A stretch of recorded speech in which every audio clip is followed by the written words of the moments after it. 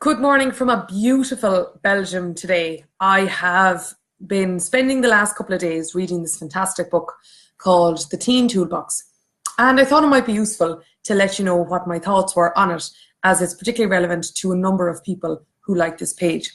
I'm going to start off with a note that I was sent. Now, I was sent this quite a while ago, and it's just been now with this beautiful summer weather that I had a chance really to settle in and to read it. But I got this note saying, here it is saying, Dear Susan, a common connection suggested that I contact you, suggesting we both have something in common, namely our desire to help teenagers.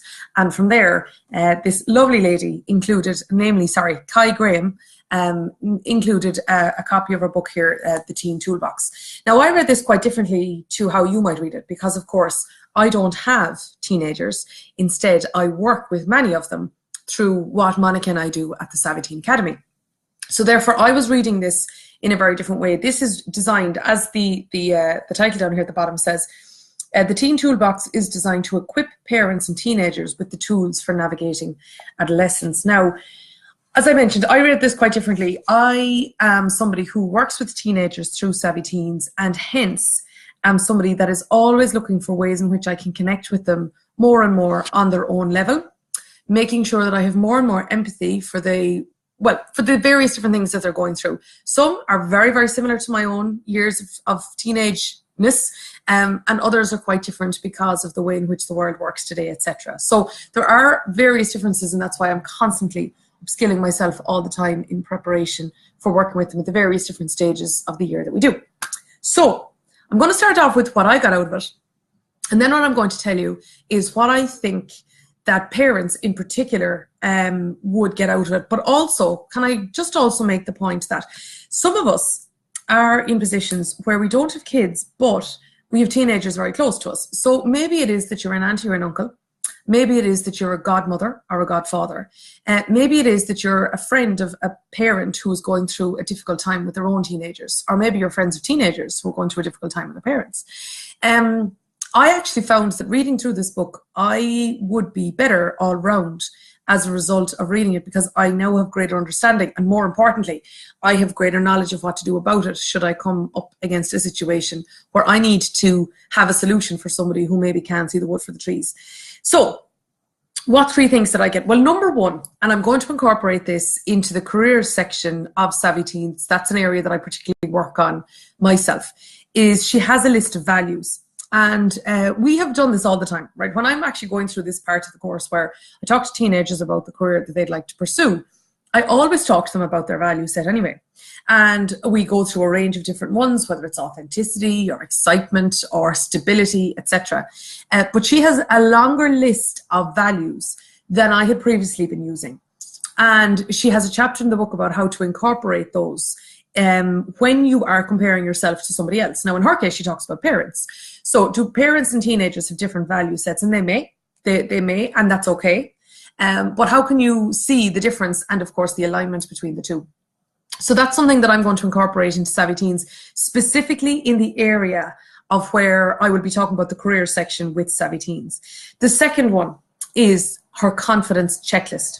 And I really like her confidence checklist because it gives a list of elements that you can pursue in order to build your confidence. Now, Monica does a lot of that in Savvy Teens, and she has quite a range of strategies that she does, including body language, including what she calls the confidence card, and so on. Now, what I'm going to take out of the book is there's a couple in there that I haven't spoken about, that I have, and that I could absolutely talk to teenagers about, tools that we could absolutely give teenagers about. But I'm going to incorporate that in the area where I speak to them most about building confidence, which is in public speaking. So I share my stories with them around being captain of the debating team when I was in transition year, and the impact that developing a skill in public speaking has had for me. So it's a very short section that I do just before Monica takes them through the individual strategies that she gives them around public speaking before we actually run an exercise on it. So what I'm now going to do is that I am now going to take that list, reference it to Cai's book, and then from there incorporate it right into that section. The third thing is something that Monica and I have agreed to do. We review the syllabus every time. Syllabus is a bit too academic a word. The program every time. Every time we agree on what's going to be done this particular time, And like that could be a difference between running a program in January and in July. We always review what we're doing, who the guest speakers are, and so on like that. So what I'm going to do here is, sorry, not what I'm going to do. What I had proposed to change on the program is that I wanted to add in resilience. And the reason that I wanted to do that was, number one, again, it's an area that we refer to, but I personally, in my particular part of it, I wasn't dedicating a particular section to it, which we now are. Also, the reason I'm doing so is because we have actually been developing corporate resilience programs for organizations in my own business. It's a skill that's becoming more and more and more and more valued in the workplace. It's also a skill that we've had to dig deep and develop in the workplace over the last 10 years in light of economic recession, in light of a lot of technological change and so on. So why am I referencing this in relation to the book is because the amount of times that Cai refers to resilience is uncountable. Well, I'm sure it is countable, but you get my point, is that she refers to it over and over and over again.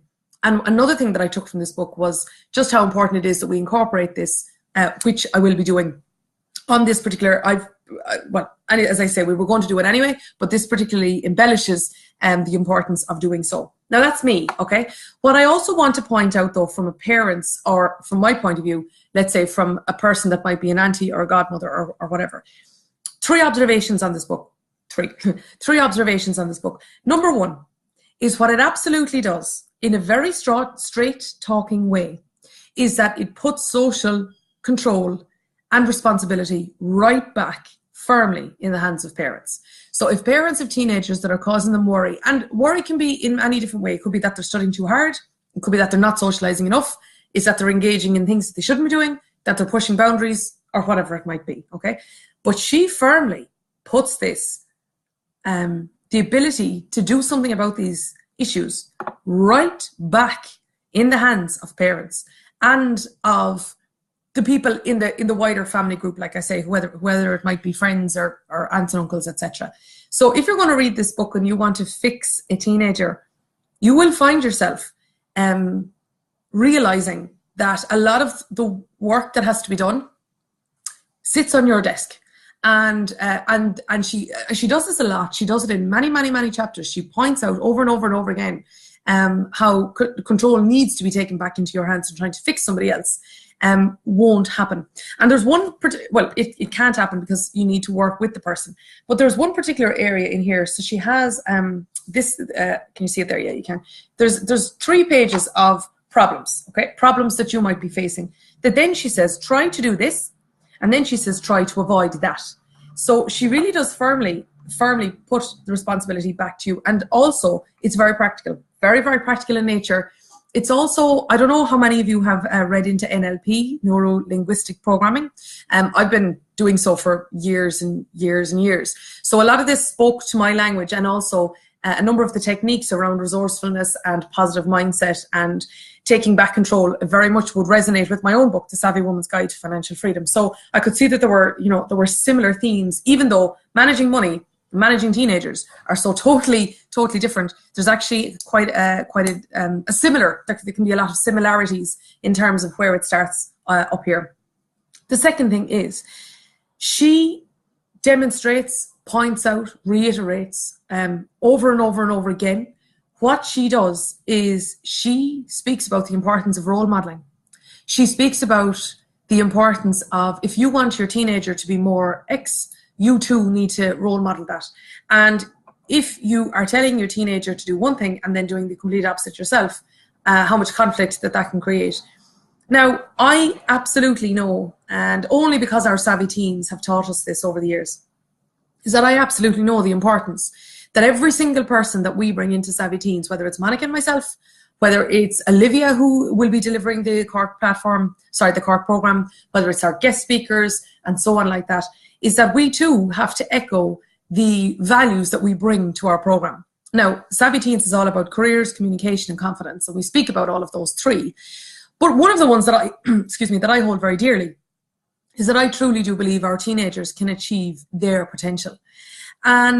But I also believe, and I know to be true, that isn't always easy. It may come across simple, but it's not always easy. And it's up to me to point that out. It's up to me to show, in my particular case, because it's a value that I have, is that it's up to me to show that I have sought out to pursue my own potential, but also to not dress it up in such a way that it's been easy, that it's been straightforward, or that at times that I haven't slipped and fallen along the way, but needed to get up again. And obviously that's where resilience comes back into play. So I just want to make that point, is that she points this out over and over and over and over and over and over again. And the third thing is, and I think that this will give great ease and great comfort to parents, is she points out a lot of things that happen throughout adolescence, particularly on the teenager side, that is completely natural. So whether it's a greater need to sleep, or whether it is pushing the boundaries to pursue independence, or their their huge need for peer acceptance. And how this is the increasing bit, is how sometimes their need for peer acceptance can actually be higher than maybe their need for family acceptance at sometimes. And that can throw the family dynamic a little bit out of balance. That sometimes restores itself as time goes on, or else it can be a way in which that can be brought back together in happy alignment, or at least back into balance anyway, through an understanding that needs to be the case. So overall, I found it a great read. I started this on Saturday morning.